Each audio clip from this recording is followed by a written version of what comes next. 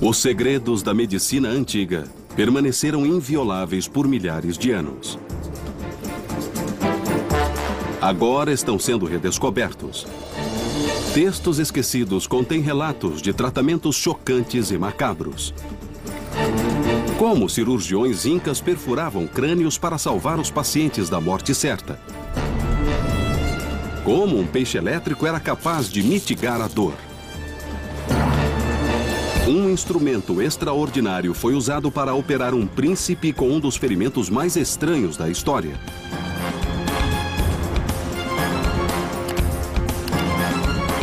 Vamos entrar num mundo assombroso de cobras, sanguessugas e raios da morte, revelando que todos funcionavam. Hoje, os segredos da medicina primitiva. Inventos da antiguidade.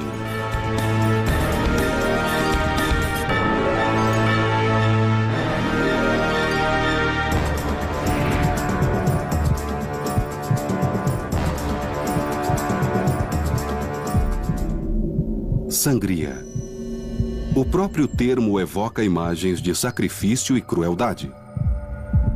Há mais de 3.000 anos, milhares de pacientes começaram a ser sangrados. Médicos tiravam quase 2 litros na tentativa de curar tudo, de febre à loucura. Parece realmente absurdo cortar as veias de alguém e drenar seu líquido vital, mas em algumas circunstâncias, na verdade, era benéfico.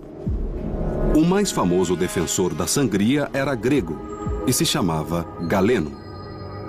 Nascido em 129 d.C., seria adorado como um deus por seu milagroso poder de cura.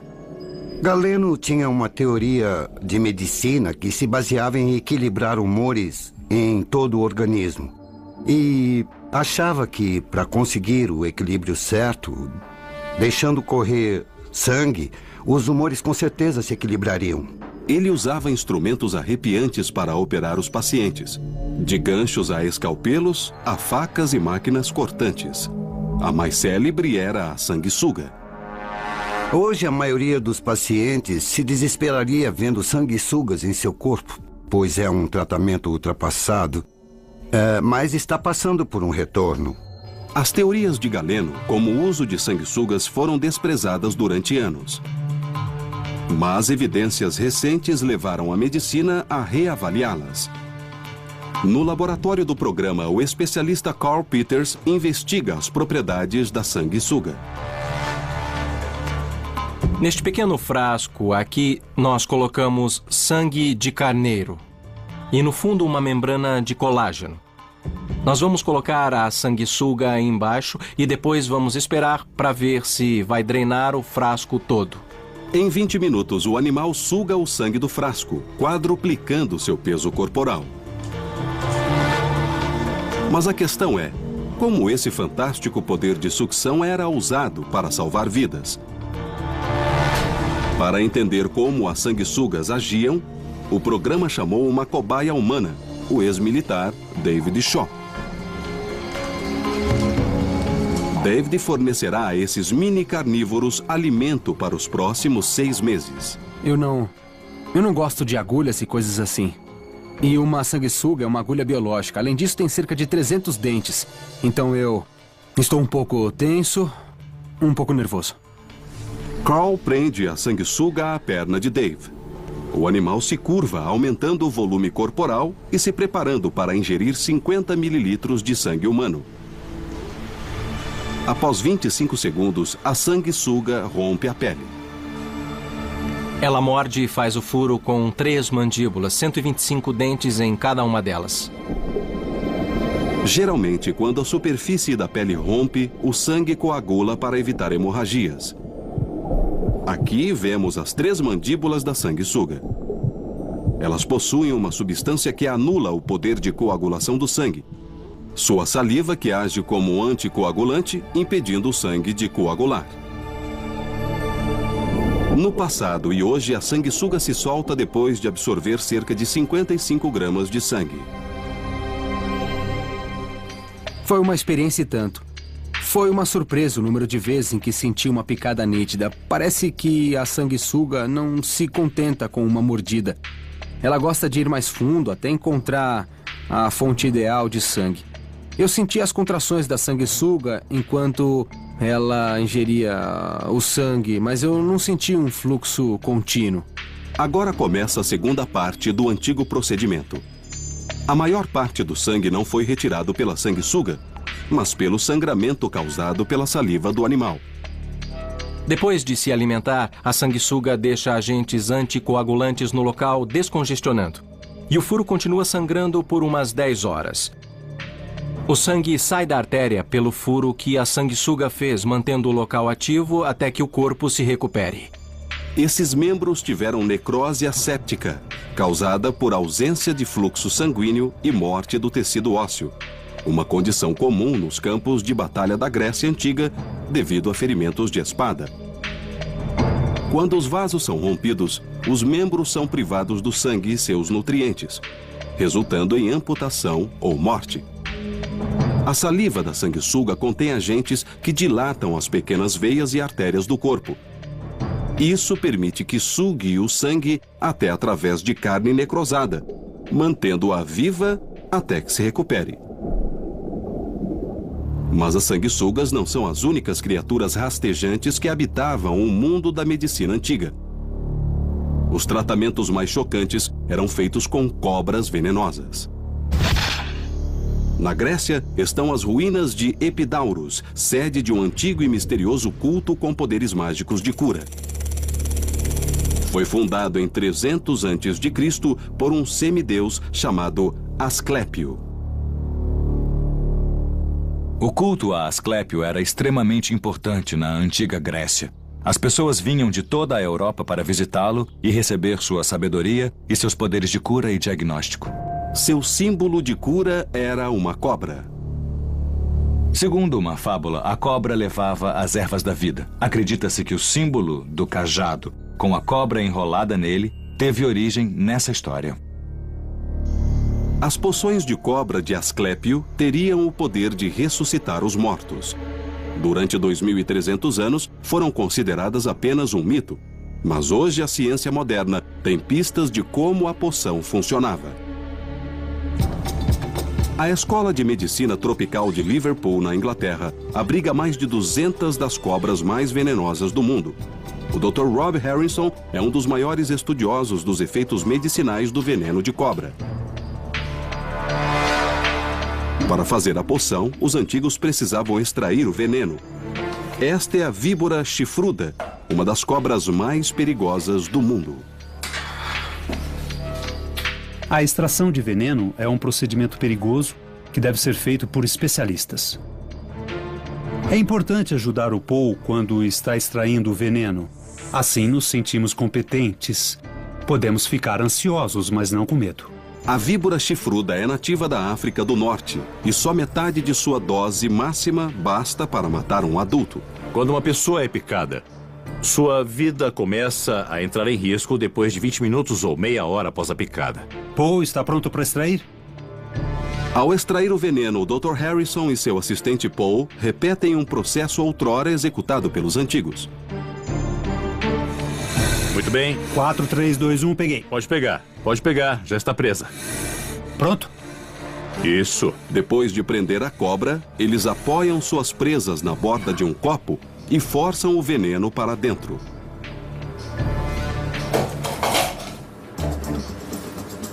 A medicina moderna concorda que a porção de veneno pode trazer certos benefícios. As neurotoxinas podem ser usadas para criar drogas contra o mal de Alzheimer e perda de memória. E suas hemotoxinas ajudam a combater doenças cardíacas e pressão alta. 125 mil pessoas morrem por ano de picada de cobra. A pressão sanguínea alta certamente mata muito mais pessoas. Os inibidores de ECA, que é a droga mais eficaz contra a pressão alta, foram desenvolvidos a partir do veneno de cobra. Então as cobras não são só inimigas, mas também podem contribuir com nossa saúde. Então, como a medicina moderna, os antigos entenderam as propriedades únicas do veneno de cobra. Mas como o ingeriam? Incrivelmente, eles o bebiam. Beber veneno de cobra não é fatal, a não ser que cortes no sistema digestivo permitam que o veneno entre na corrente sanguínea. Escritos antigos relatam que os pacientes de Asclépio bebiam o veneno das cobras da cabeça de uma górgona e conquistavam poder de cura. Evidência sugestiva de que os gregos podem ter descoberto os mesmos poderes curativos das drogas mais modernas. Os antigos, em sua busca incansável por novos tratamentos, até transformaram uma espécie de peixe elétrico em uma arma de cura. Segredos até recentemente, perdidos para nós. Desde o começo de sua história, a humanidade tenta manipular e controlar a dor. De antigos instrumentos de tortura que infligiam sofrimento inimaginável, a ungüentos mágicos que eliminavam a dor. A vontade de se livrar da dor não é nada nova, e tenho certeza de que os romanos, os gregos, os egípcios e outros povos antes deles também não queriam sentir dor. Hoje, os analgésicos mais famosos são a aspirina ou a morfina. Mas em 100 d.C., os romanos descobriram uma solução muito diferente para a dor. Um segredo há muito esquecido que dependia de um assustador habitante das profundezas. O historiador romano Plutarco escreveu sobre um analgésico incrível, um tipo raro de enguia conhecida como torpedo.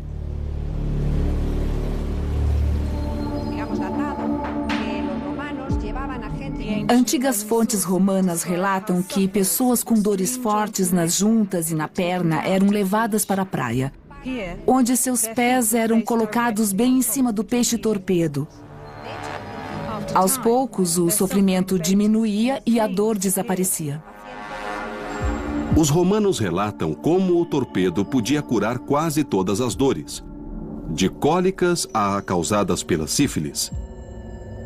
Mas além desses textos antigos, não se sabe se o tratamento realmente funcionava. Como o choque de um peixe é capaz de aliviar a dor? No aquário Finisterrae, em La Coruña, Espanha, torpedos são examinados cientificamente pela primeira vez. A bióloga Fernanda Migueles sempre sentiu fascínio por esse peixe, cujo choque elétrico mortal pode ser capaz de curar.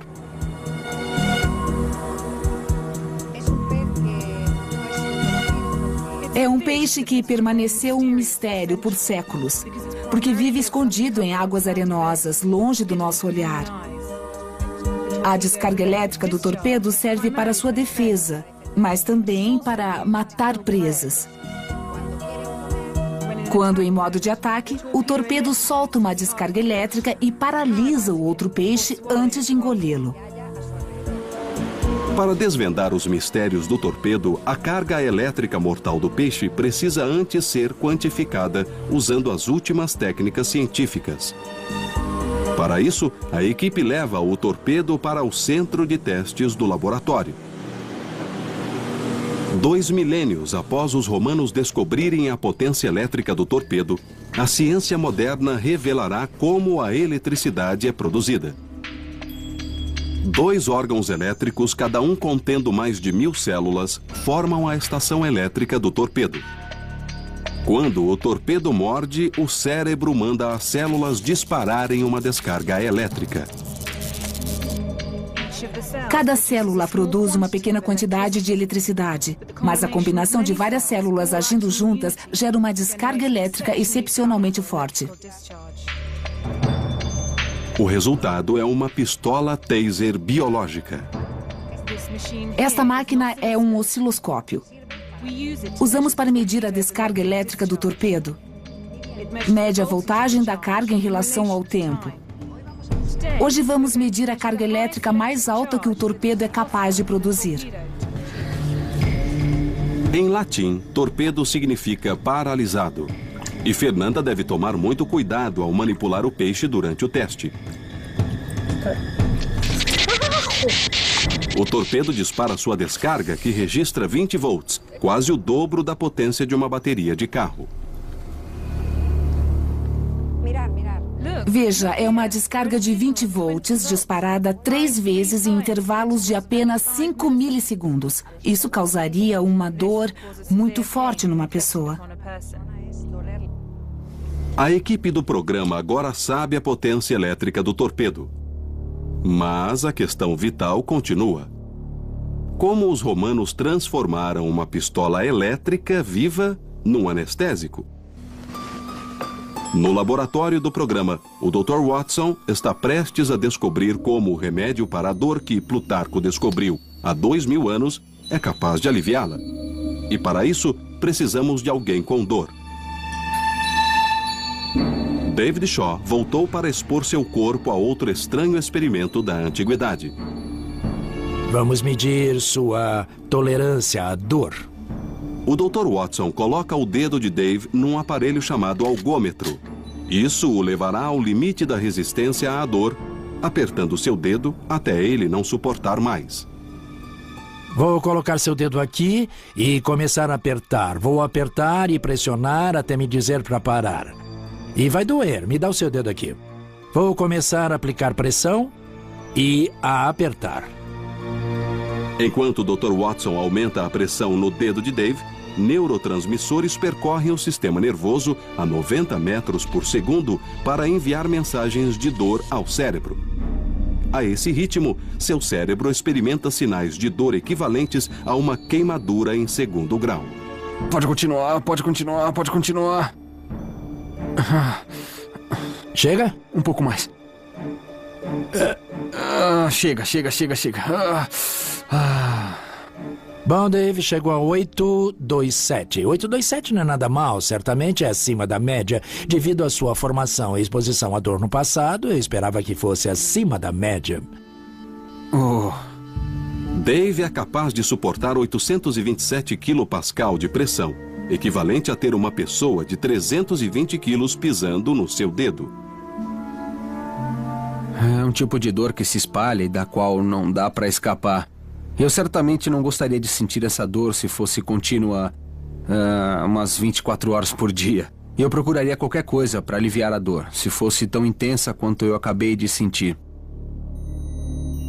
Achamos que o peixe-torpedo produz carga elétrica bastante para teoricamente amortecer a dor ao impedir que impulsos nervosos enviem mensagens ao cérebro.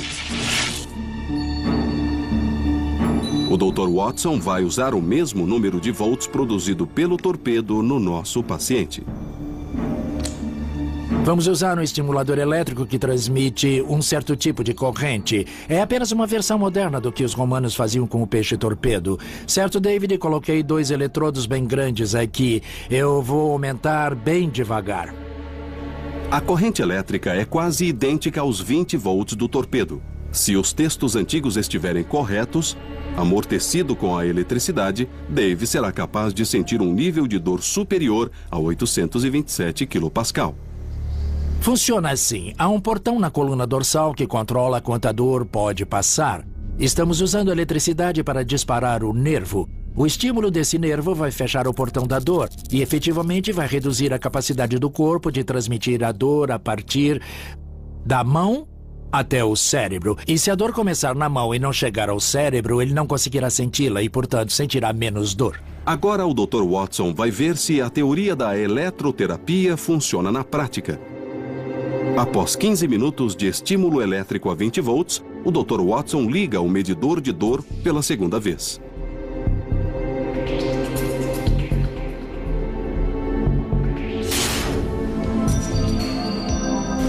O medidor de dor esmaga o dedo de Dave.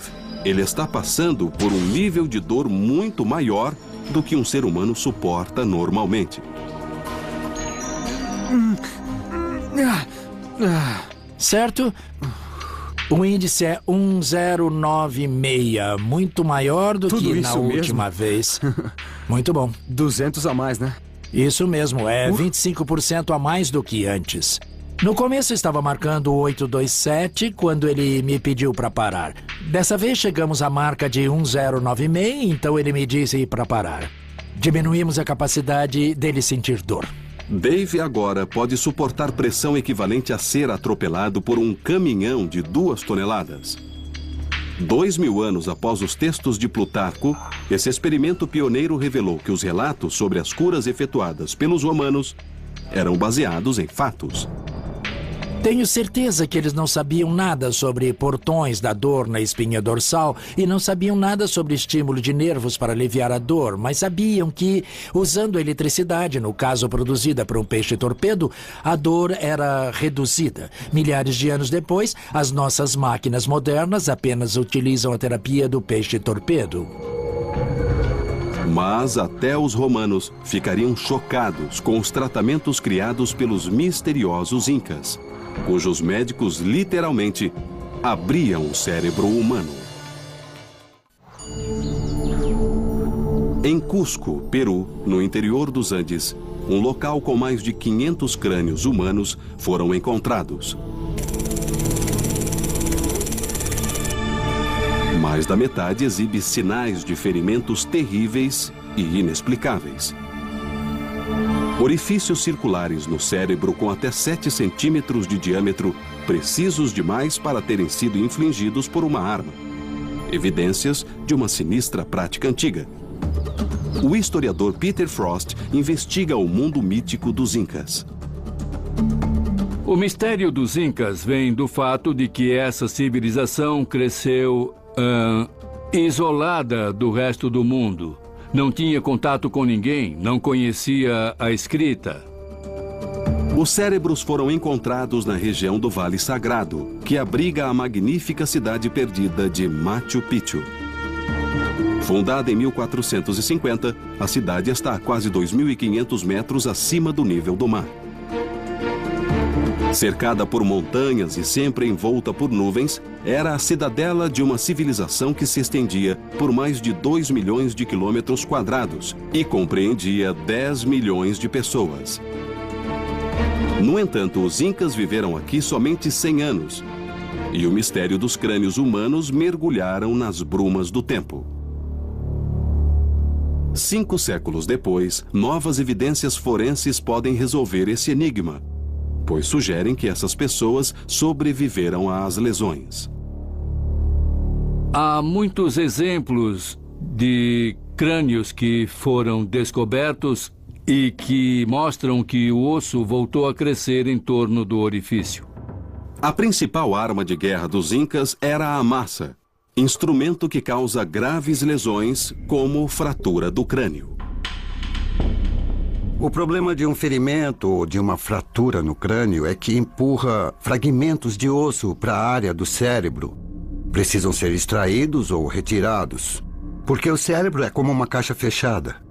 E quando há sangramento no cérebro, a pressão aumenta até que o cérebro não aguenta mais. Cirurgiões incas criaram uma solução espantosa para essa lesão fatal. Eles inventaram uma técnica extraordinariamente sofisticada, a trepanação. Trata-se da remoção de uma área do crânio para aliviar a pressão ou descomprimir uma fratura do crânio. Podemos saber quanto tempo um Inca viveu após o procedimento, analisando os crânios e procurando ver se eles se recuperaram. Incrivelmente, em 80% dos casos observados, os Incas sobreviveram a essa cirurgia primitiva.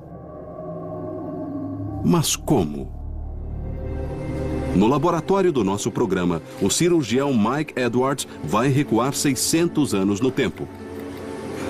Ele vai realizar uma trepanação usando instrumentos incas na cabeça de um carneiro comprada num açougue. O desafio de realizar uma trepanação nos tempos dos Incas deve ter sido tremendo. Imagine que estou numa montanha peruana com a cabeça de um homem entre os joelhos. Já raspei o cabelo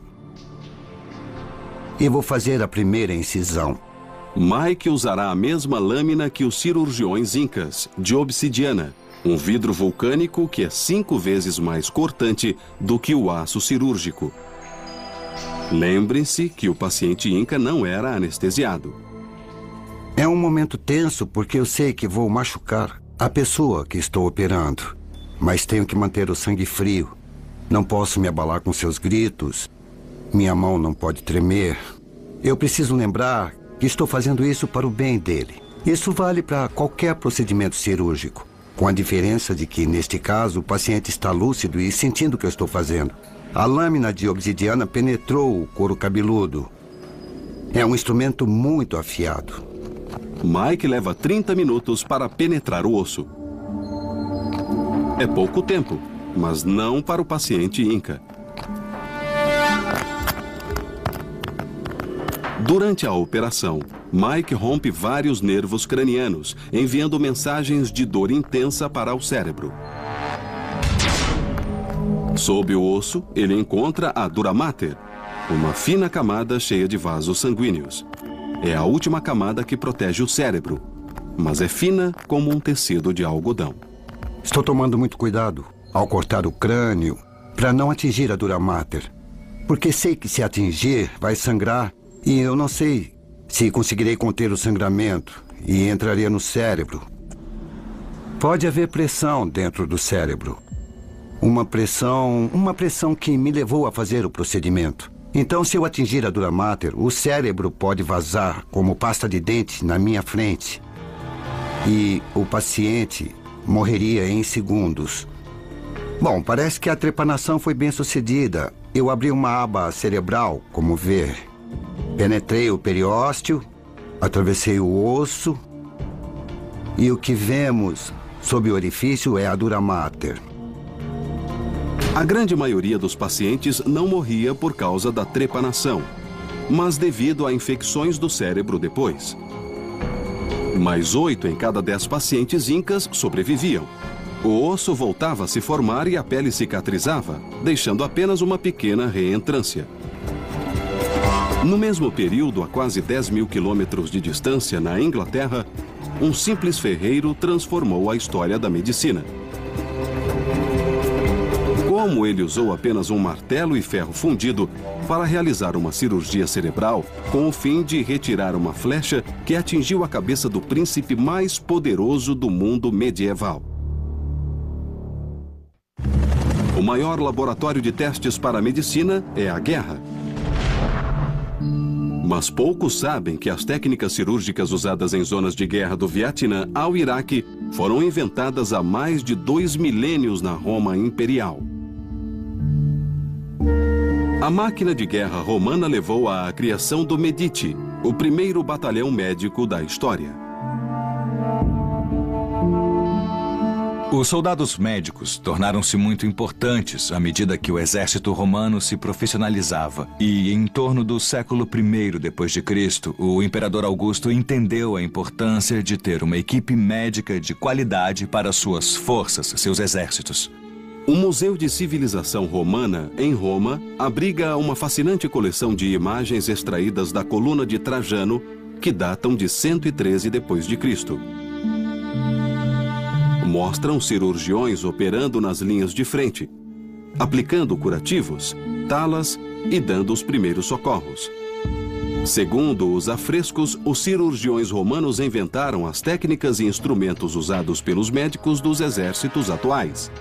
É o que investiga o cirurgião Damian Moll. Os princípios básicos da cirurgia e das operações mudou muito pouco ao longo da história. O que mudou mesmo foi a tecnologia. Um cirurgião no campo de batalha precisava conter hemorragias e realizar amputações de emergência.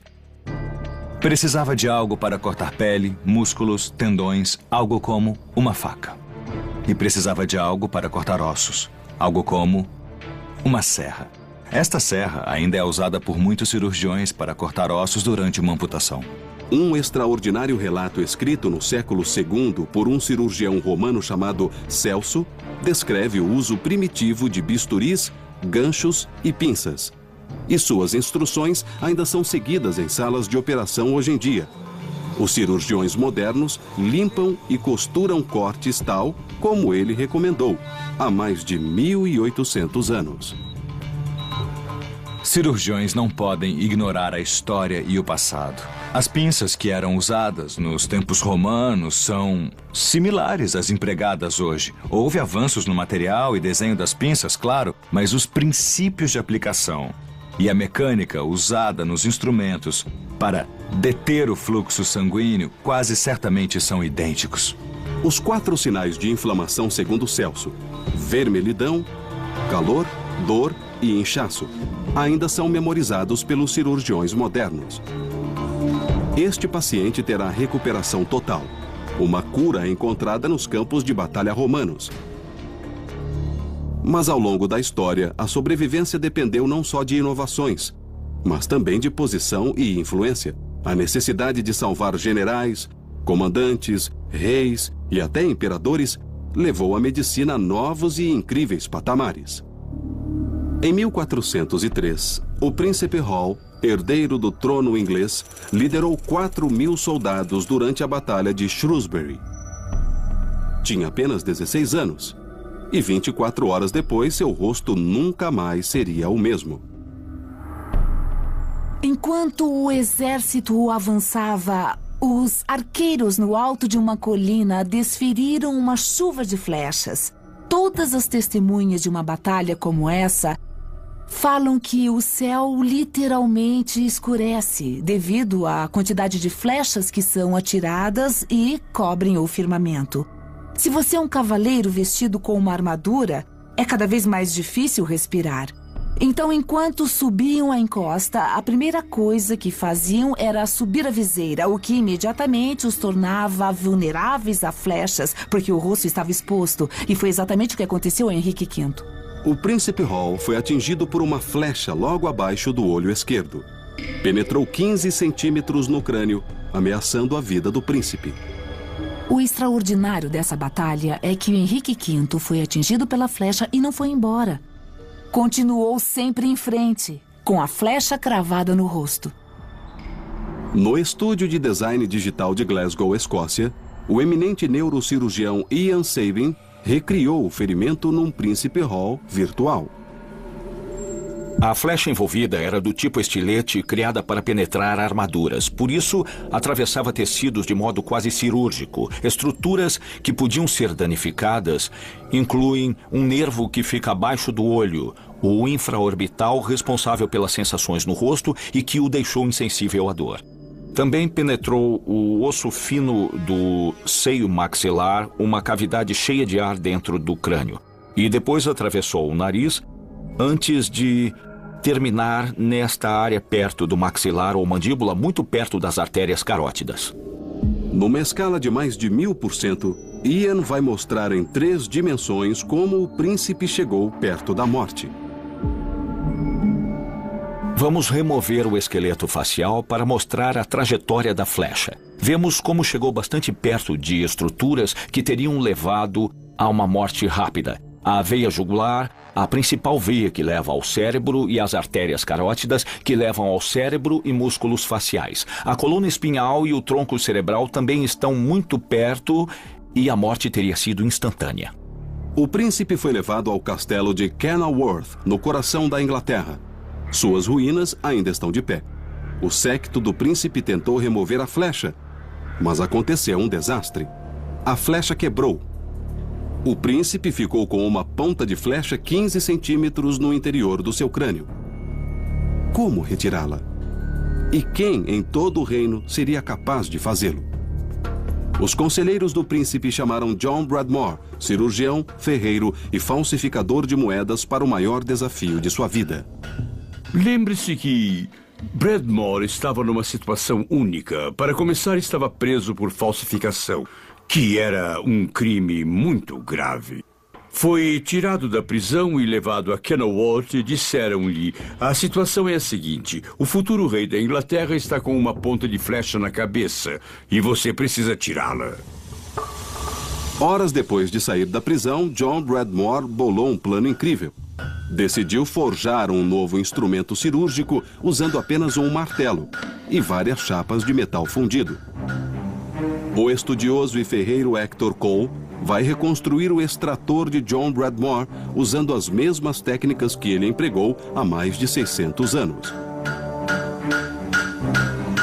O que John Bradmore deve ter feito é forjar a chapa de metal para fazer a parte principal do extrator.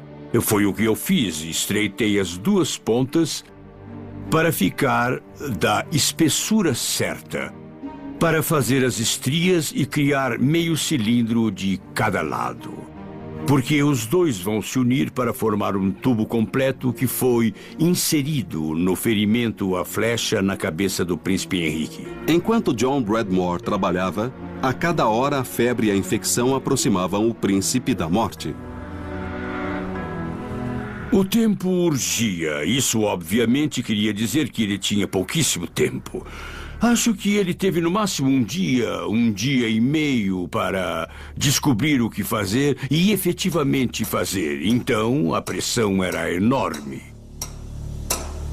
A haste da flecha se quebrara no crânio do príncipe. Felizmente, a ponta da flecha era oca, um detalhe crucial. O extrator precisou entrar no ferimento e procurar o local onde está a flecha. E o interessante era que se expandia dentro do local, não causando mais danos ao futuro rei da Inglaterra. Agarrou forte a ponta da flecha e, mexendo um pouco a flecha, ela saiu. 6 séculos depois que John Bradmore forjou seu instrumento, a equipe do programa vai testá-lo. Usando moderna tecnologia virtual, vão recriar a operação que salvou a vida do príncipe inglês. A questão é, como o futuro rei sobreviveu? Julho de 1403. No castelo de Kenilworth, o futuro rei da Inglaterra jazia com uma flecha 15 centímetros no interior de seu crânio. Como ele sobreviveu permaneceu um mistério durante 6 séculos. No centro de testes do programa, nossa equipe vai recriar o ferimento do príncipe Hall numa carcaça de porco. Usando um arco do século XV, dispara uma flecha a 300 km por hora na carcaça. Agora o cirurgião Mike Edwards vai investigar como nosso extrator pode ser usado para remover a flecha. Vamos trabalhar com uma carcaça de porco, mas vamos descobrir semelhanças entre isto e um ferimento num homem.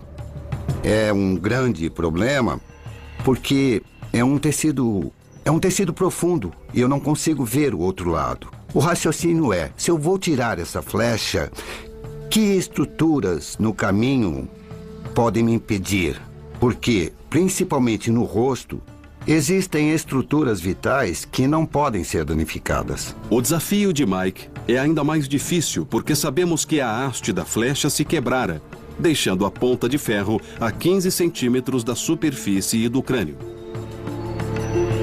Agora, como podem ver, eu tirei a haste da flecha, mas a ponta não está aqui. E é claro que deve estar presa no fundo do ferimento. Bom, John Bradmore sabia que uma ponta de flecha estava alojada em algum lugar e precisava retirá-la. E agora vamos testar esse implemento criado em 1403. Se conseguirá tirar essa ponta de flecha. Há mais de 600 anos, o príncipe Hall precisou suportar a cirurgia sem qualquer tipo de anestésico. Segundo o relato original, não foi um procedimento fácil. Preciso de sorte para conseguir na primeira vez.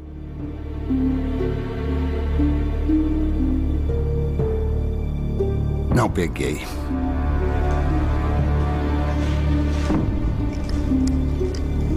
Se eu estivesse fazendo isso com o príncipe Hall como John Bradmore, minha carreira estaria em jogo. Acho que minha vida estaria em jogo.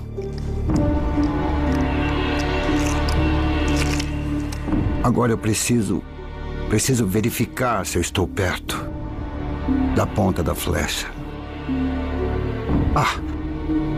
Acho que consegui. Prendi alguma coisa.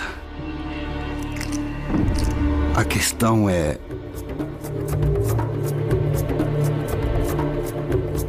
será que já basta? Eu vou apertar bem, muito bem. Que bom.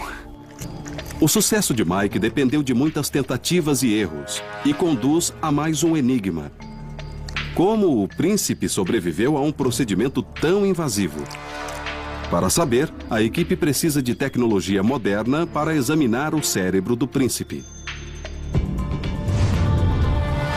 No estúdio de design digital de Glasgow, Escócia, tecnologia avançada pode decifrar o mistério do príncipe que, por pouco, não se tornou rei.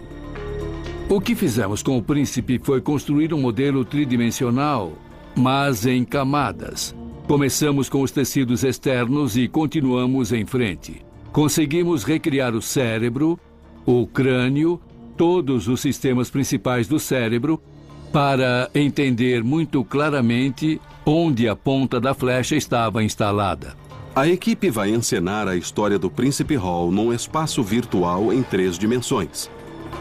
Todos os elementos reais são milimetricamente recriados. Para conseguir recriar uma imagem realista em 3D da flecha e do extrator, nós temos que delineá-los. Em seguida, usamos essa linha para criar a série de superfícies. Então, nós podemos usar imagens de fotografias que tiramos e que projetamos nas superfícies que nós criamos a partir das linhas básicas. E o resultado a que nós chegamos é um produto final muito realista. Todos os elementos virtuais estão prontos e o neurocirurgião Ian Sabin vai realizar a primeira operação virtual num personagem histórico. Podemos tirar o crânio e a camada de músculos? Vamos selecionar as camadas. Pronto. Ian consegue visualizar o príncipe virtual usando óculos 3D. Luvas ápticas permitem que manipule o príncipe num espaço virtual. Extrator, por favor. Muito bem, aqui está o extrator. A flecha seguiu a única trajetória não fatal possível. Poupou a espinha dorsal, o tronco cerebral e o mais vital vaso sanguíneo do cérebro, a artéria carótida. Usando o extrator de Bradmore, vou refazer o percurso que a flecha criou. Acabei de conseguir localizar o nicho da ponta da flecha. Parece que é o mesmo lugar, mas agora posso ver mais de perto o que Bradmore não podia fazer, claro.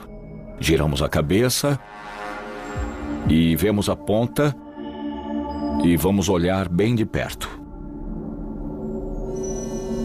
É uma visão que eu nunca tive antes. É fenomenal.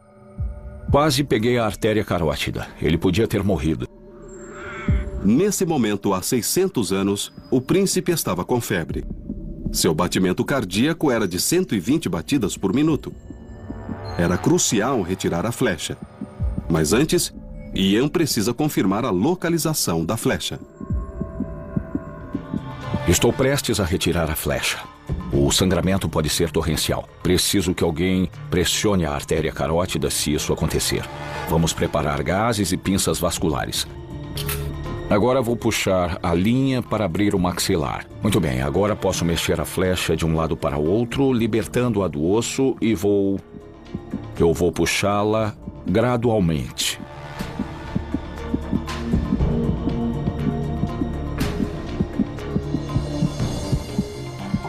E saiu. A operação virtual foi um sucesso. O príncipe sobreviveu. O ferimento do príncipe foi gravíssimo e foi uma sorte incrível ele ter sobrevivido. Mas hoje podemos entender com técnicas muito avançadas como ele conseguiu isso e o que o cirurgião fez na verdade. John Bradmore tornou-se um cirurgião famoso e recebeu 10 moedas de ouro por ano pelo resto da vida. Esses experimentos mostraram que o entendimento antigo da dor e da anatomia humana era muito mais avançado do que pensávamos. Tratamentos macabros, de sanguessugas a cobras e peixes torpedos, não devem ser considerados primitivos, mas visionários. Cada hospital moderno, cada vida salva, teve como origem o trabalho pioneiro dos primeiros médicos da história. chocantes e macabros. Como cirurgiões incas perfuravam crânios para salvar os pacientes da morte certa. Como um peixe elétrico era capaz de mitigar a dor. Um instrumento extraordinário foi usado para operar um príncipe com um dos ferimentos mais estranhos da história.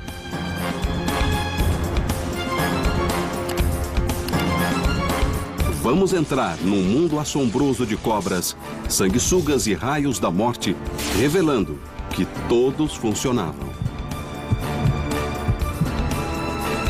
Hoje, os segredos da medicina primitiva. Inventos da antiguidade.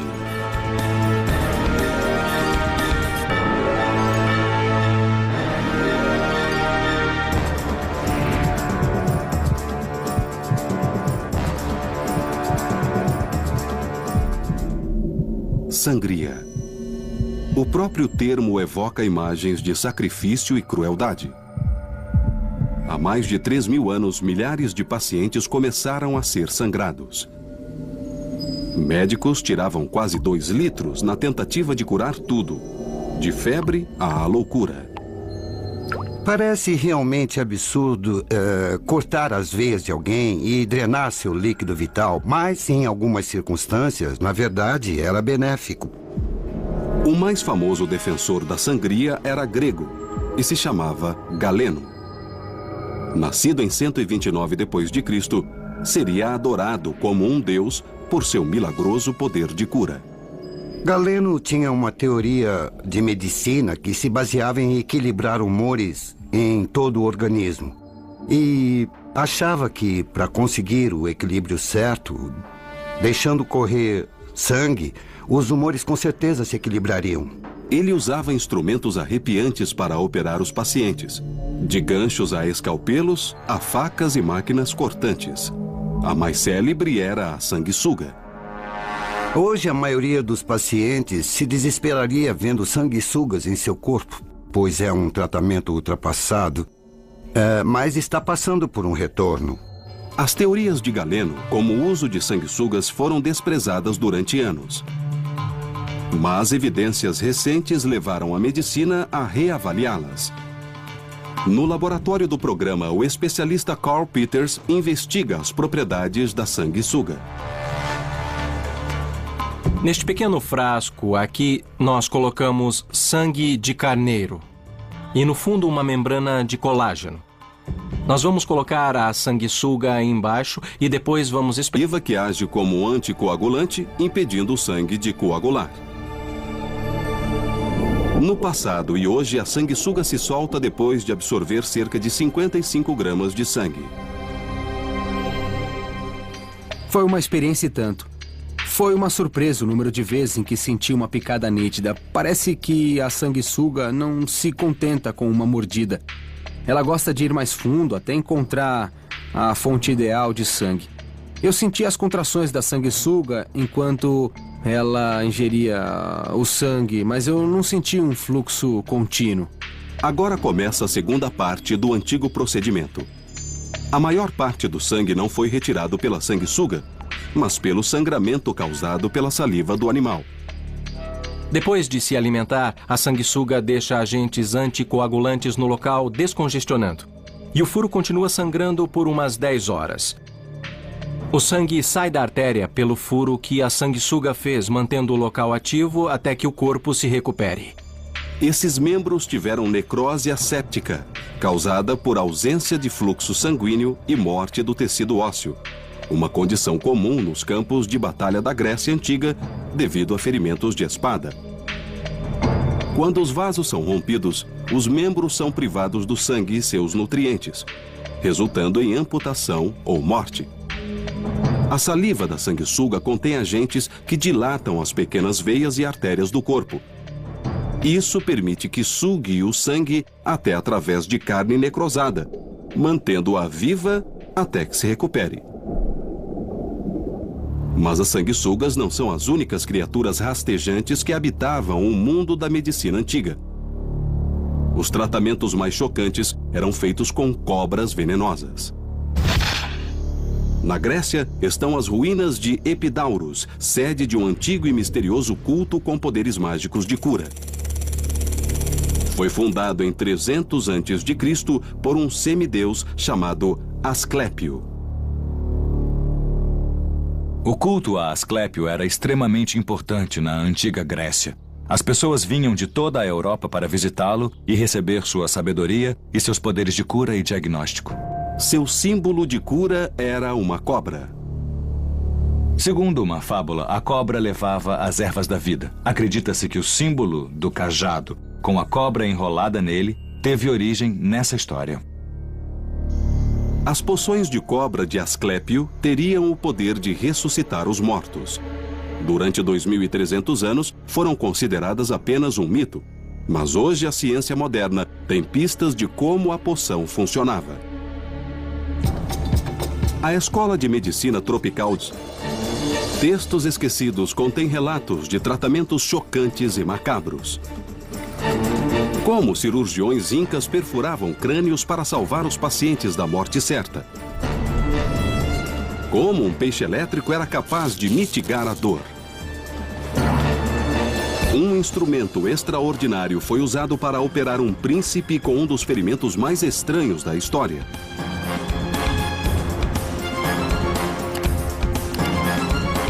Vamos entrar num mundo assombroso de cobras, sanguessugas e raios da morte, revelando que todos funcionavam. Hoje, os segredos da medicina primitiva. Inventos da antiguidade.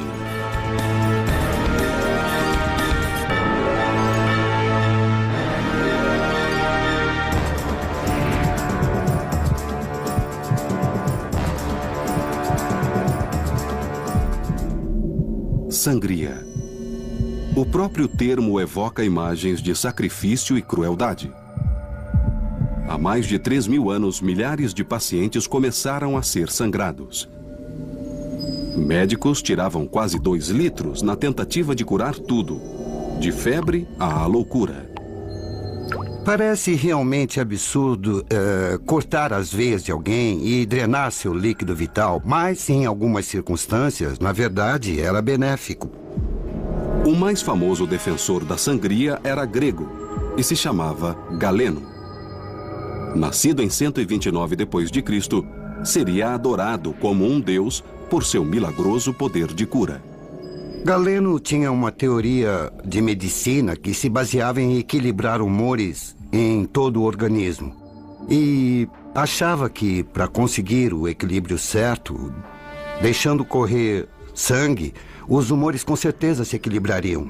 Ele usava instrumentos arrepiantes para operar os pacientes, de ganchos a escalpelos, a facas e máquinas cortantes. A mais célebre era a sanguessuga. Hoje, a maioria dos pacientes se desesperaria vendo sanguessugas em seu corpo, pois é um tratamento ultrapassado, mas está passando por um retorno. As teorias de Galeno, como o uso de sanguessugas, foram desprezadas durante anos. Mas evidências recentes levaram a medicina a reavaliá-las. No laboratório do programa, o especialista Carl Peters investiga as propriedades da sanguessuga. Neste pequeno frasco aqui, nós colocamos sangue de carneiro e no fundo uma membrana de colágeno. O tempo urgia. Isso obviamente queria dizer que ele tinha pouquíssimo tempo. Acho que ele teve no máximo um dia e meio para descobrir o que fazer e efetivamente fazer. Então, a pressão era enorme. A haste da flecha se quebrara no crânio do príncipe. Felizmente, a ponta da flecha era oca, um detalhe crucial. O extrator precisou entrar no ferimento e procurar o local onde está a flecha. E o interessante era que se expandia dentro do local, não causando mais danos ao futuro rei da Inglaterra. Agarrou forte a ponta da flecha e, mexendo um pouco a flecha, ela saiu. 6 séculos depois que John Bradmore forjou seu instrumento, a equipe do programa vai testá-lo.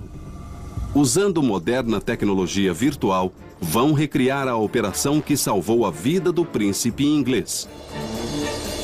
A questão é, como o futuro rei sobreviveu?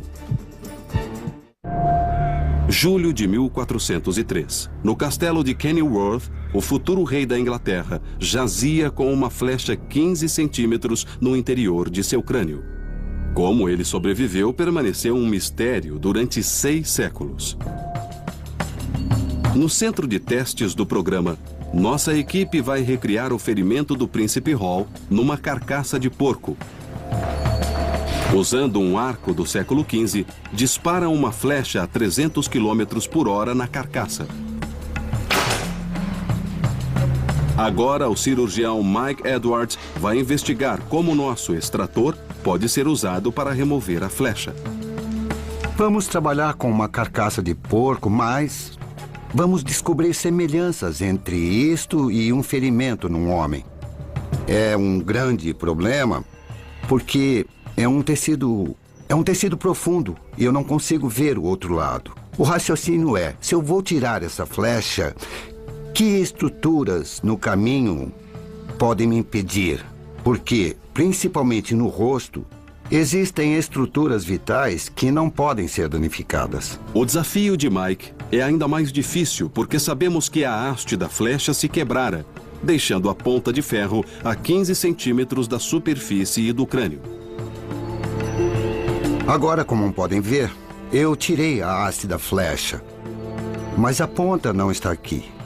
E é claro que deve estar presa no fundo do ferimento. Bom, John Bradmore sabia que uma ponta pula para evitar hemorragias. Aqui vemos as 3 mandíbulas da sanguessuga. Elas possuem uma substância que anula o poder de coagulação do sangue. Sua saliva que age como anticoagulante, impedindo o sangue de coagular. No passado e hoje, a sanguessuga se solta depois de absorver cerca de 55 gramas de sangue. Foi uma experiência e tanto. Foi uma surpresa o número de vezes em que senti uma picada nítida. Parece que a sanguessuga não se contenta com uma mordida. Ela gosta de ir mais fundo até encontrar a fonte ideal de sangue. Eu senti as contrações da sanguessuga enquanto ela ingeria o sangue, mas eu não senti um fluxo contínuo. Agora começa a segunda parte do antigo procedimento. A maior parte do sangue não foi retirado pela sanguessuga, mas pelo sangramento causado pela saliva do animal. Depois de se alimentar, a sanguessuga deixa agentes anticoagulantes no local, descongestionando. E o furo continua sangrando por umas 10 horas. O sangue sai da artéria pelo furo que a sanguessuga fez, mantendo o local ativo até que o corpo se recupere. Esses membros tiveram necrose asséptica, causada por ausência de fluxo sanguíneo e morte do tecido ósseo, uma condição comum nos campos de batalha da Grécia Antiga devido a ferimentos de espada. Quando os vasos são rompidos, os membros são privados do sangue e seus nutrientes, resultando em amputação ou morte. A saliva da sanguessuga contém agentes que dilatam as pequenas veias e artérias do corpo. Isso permite que sugue o sangue até através de carne necrosada, mantendo-a viva até que se recupere. Mas as sanguessugas não são as únicas criaturas rastejantes que habitavam o mundo da medicina antiga. Os tratamentos mais chocantes eram feitos com cobras venenosas. Na Grécia estão as ruínas de Epidaurus, sede de um antigo e misterioso culto com poderes mágicos de cura. Foi fundado em 300 a.C. por um semideus chamado Asclépio. O culto a Asclépio era extremamente importante na antiga Grécia. As pessoas vinham de toda a Europa para visitá-lo e receber sua sabedoria e seus poderes de cura e diagnóstico. Seu símbolo de cura era uma cobra. Segundo uma fábula, a cobra levava as ervas da vida. Acredita-se que o símbolo do cajado, com a cobra enrolada nele, teve origem nessa história. As poções de cobra de Asclépio teriam o poder de ressuscitar os mortos. Durante 2000... Os tempos romanos são similares às empregadas hoje. Houve avanços no material e desenho das pinças, claro, mas os princípios de aplicação e a mecânica usada nos instrumentos para deter o fluxo sanguíneo quase certamente são idênticos. Os 4 sinais de inflamação segundo Celso, vermelhidão, calor, dor e inchaço, ainda são memorizados pelos cirurgiões modernos. Este paciente terá recuperação total, uma cura encontrada nos campos de batalha romanos. Mas ao longo da história, a sobrevivência dependeu não só de inovações, mas também de posição e influência. A necessidade de salvar generais, comandantes, reis e até imperadores levou a medicina a novos e incríveis patamares. Em 1403, o príncipe Hall, herdeiro do trono inglês, liderou 4.000 soldados durante a Batalha de Shrewsbury. Tinha apenas 16 anos, e 24 horas depois seu rosto nunca mais seria o mesmo. Enquanto o exército avançava, os arqueiros no alto de uma colina desferiram uma chuva de flechas. Todas as testemunhas de uma batalha como essa falam que o céu literalmente escurece devido à quantidade de flechas que são atiradas e cobrem o firmamento. Se você é um cavaleiro vestido com uma armadura, é cada vez mais difícil respirar. Então, enquanto subiam a encosta, a primeira coisa que faziam era subir a viseira, o que imediatamente os tornava vulneráveis a flechas, porque o rosto estava exposto, e foi exatamente o que aconteceu a Henrique V. O príncipe Hall foi atingido por uma flecha logo abaixo do olho esquerdo. Penetrou 15 centímetros no crânio, ameaçando a vida do príncipe. O extraordinário dessa batalha é que o Henrique V foi atingido pela flecha e não foi embora. Continuou sempre em frente, com a flecha cravada no rosto. No estúdio de design digital de Glasgow, Escócia, o eminente neurocirurgião Ian Sabin recriou o ferimento num príncipe Hall virtual. A flecha envolvida era do tipo estilete criada para penetrar armaduras. Por isso, atravessava tecidos de modo quase cirúrgico. Estruturas que podiam ser danificadas incluem um nervo que fica abaixo do olho, o infraorbital responsável pelas sensações no rosto e que o deixou insensível à dor. Também penetrou o osso fino do seio maxilar, uma cavidade cheia de ar dentro do crânio. E depois atravessou o nariz antes de terminar nesta área perto do maxilar ou mandíbula, muito perto das artérias carótidas. Criar a operação que salvou a vida do príncipe inglês. A questão é, como o futuro rei sobreviveu? Julho de 1403. No castelo de Kenilworth, o futuro rei da Inglaterra jazia com uma flecha 15 centímetros no interior de seu crânio. Como ele sobreviveu permaneceu um mistério durante 6 séculos. No centro de testes do programa, nossa equipe vai recriar o ferimento do príncipe Hall numa carcaça de porco. Usando um arco do século XV, dispara uma flecha a 300 km por hora na carcaça. Agora o cirurgião Mike Edwards vai investigar como nosso extrator pode ser usado para remover a flecha. Vamos trabalhar com uma carcaça de porco, mas vamos descobrir semelhanças entre isto e um ferimento num homem.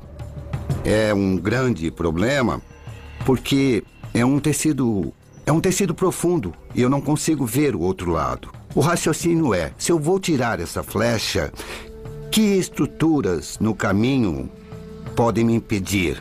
Porque, principalmente no rosto, existem estruturas vitais que não podem ser danificadas. O desafio de Mike é ainda mais difícil porque sabemos que a haste da flecha se quebrara, deixando a ponta de ferro a 15 centímetros da superfície e do crânio.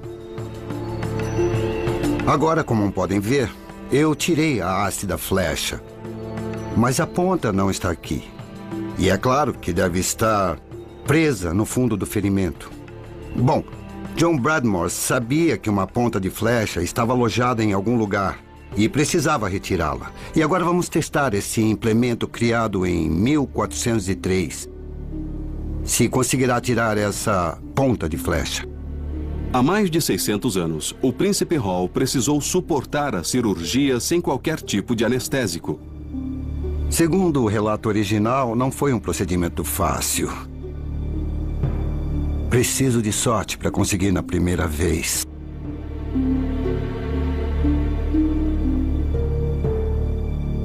Não peguei.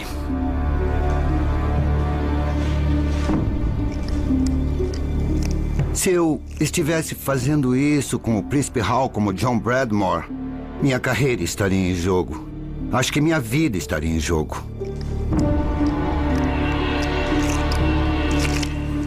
Agora eu preciso verificar se eu estou perto da ponta da flecha. Acho que consegui. A flecha na cabeça do príncipe Henrique. Enquanto John Bradmore trabalhava, a cada hora a febre e a infecção aproximavam o príncipe da morte. O tempo urgia. Isso obviamente queria dizer que ele tinha pouquíssimo tempo. Acho que ele teve no máximo um dia e meio para descobrir o que fazer e efetivamente fazer. Então, a pressão era enorme. A haste da flecha se quebrara no crânio do príncipe. Felizmente, a ponta da flecha era oca, um detalhe crucial. O extrator precisou entrar no ferimento e procurar o local onde está a flecha. E o interessante era que se expandia dentro do local, não causando mais danos ao futuro rei da Inglaterra. Agarrou forte a ponta da flecha e, mexendo um pouco a flecha, ela saiu. 6 séculos depois que John Bradmore forjou seu instrumento, a equipe do programa vai testá-lo.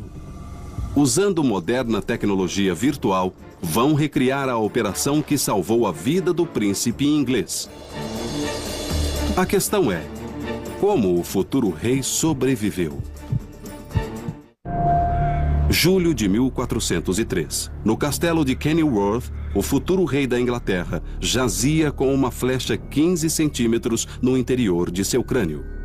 Como ele sobreviveu permaneceu um mistério durante 6 séculos.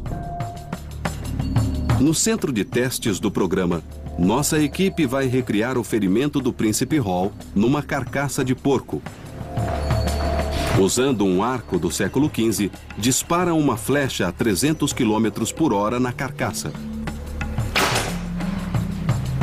Agora, o cirurgião Mike Edwards vai investigar como nosso extrator pode ser usado para remover a flecha. Vamos trabalhar com uma carcaça de porco, mas vamos descobrir semelhanças entre isto e um ferimento num homem. É um grande problema, porque é um tecido profundo e eu não consigo ver o outro lado. O raciocínio é, se eu vou tirar essa flecha, que estruturas no caminho podem me impedir? Porque, principalmente no rosto, existem estruturas vitais que não podem ser danificadas. O desafio de Mike é ainda mais difícil porque sabemos que a haste da flecha se quebrara, deixando a ponta de ferro a 15 centímetros da superfície e do crânio. Agora, como podem ver, eu tirei a haste da flecha, mas presas. Quando em modo de ataque, o torpedo solta uma descarga elétrica e paralisa o outro peixe antes de engolê-lo. Para desvendar os mistérios do torpedo, a carga elétrica mortal do peixe precisa antes ser quantificada usando as últimas técnicas científicas. Para isso, a equipe leva o torpedo para o centro de testes do laboratório. 2 milênios após os romanos descobrirem a potência elétrica do torpedo, a ciência moderna revelará como a eletricidade é produzida. 2 órgãos elétricos, cada um contendo mais de 1000 células, formam a estação elétrica do torpedo. Quando o torpedo morde, o cérebro manda as células dispararem uma descarga elétrica. Cada célula produz uma pequena quantidade de eletricidade, mas a combinação de várias células agindo juntas gera uma descarga elétrica excepcionalmente forte. O resultado é uma pistola taser biológica. Esta máquina é um osciloscópio. Usamos para medir a descarga elétrica do torpedo. Mede a voltagem da carga em relação ao tempo. Hoje vamos medir a carga elétrica mais alta que o torpedo é capaz de produzir. Em latim, torpedo significa paralisado. E Fernanda deve tomar muito cuidado ao manipular o peixe durante o teste. O torpedo dispara sua descarga, que registra 20 volts, quase o dobro da potência de uma bateria de carro.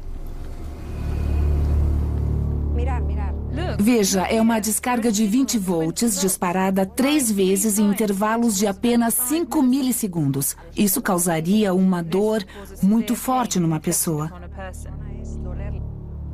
A equipe do programa agora sabe a potência elétrica do torpedo. Mas a questão vital continua. Como os romanos transformaram uma pistola elétrica viva num anestésico? No laboratório do programa, o Dr. Watson está prestes a descobrir como o remédio para a dor que Plutarco descobriu há 2000 anos é capaz de aliviá-la. E para isso, precisamos de alguém com dor. David Shaw voltou para expor seu corpo a outro estranho experimento da antiguidade. Vamos medir sua tolerância à dor. O Dr. Watson coloca o dedo de Dave num aparelho chamado algômetro.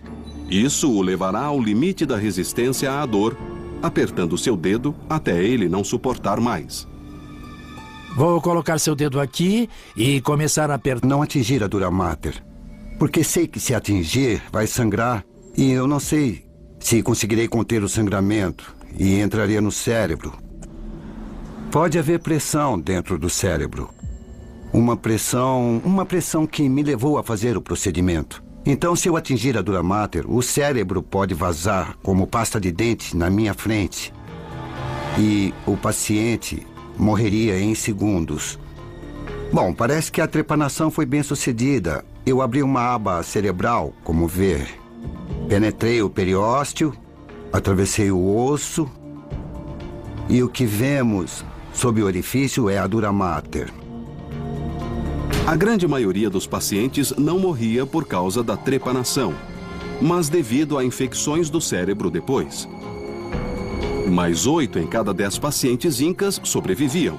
O osso voltava a se formar e a pele cicatrizava, deixando apenas uma pequena reentrância. No mesmo período, a quase 10 mil quilômetros de distância, na Inglaterra, um simples ferreiro transformou a história da medicina. Como ele usou apenas um martelo e ferro fundido para realizar uma cirurgia cerebral com o fim de retirar uma flecha que atingiu a cabeça do príncipe mais poderoso do mundo medieval. O maior laboratório de testes para a medicina é a guerra. Mas poucos sabem que as técnicas cirúrgicas usadas em zonas de guerra do Vietnã ao Iraque foram inventadas há mais de 2 milênios na Roma Imperial. A máquina de guerra romana levou à criação do Medici, o primeiro batalhão médico da história. Os soldados médicos tornaram-se muito importantes à medida que o exército romano se profissionalizava. E em torno do século I depois de Cristo, o imperador Augusto entendeu a importância de ter uma equipe médica de qualidade para suas forças, seus exércitos. O Museu de Civilização Romana, em Roma, abriga uma fascinante coleção de imagens extraídas da coluna de Trajano, que datam de 113 depois de Cristo. Mostram cirurgiões operando nas linhas de frente, aplicando curativos, talas e dando os primeiros socorros. Segundo os afrescos, os cirurgiões romanos inventaram as técnicas e instrumentos usados pelos médicos dos exércitos atuais. É o que investiga o cirurgião Damian Moll. Os princípios básicos da cirurgia e das operações mudou muito pouco ao longo da história. O que mudou mesmo foi a tecnologia. Um cirurgião no campo de batalha precisava conter hemorragias e realizar amputações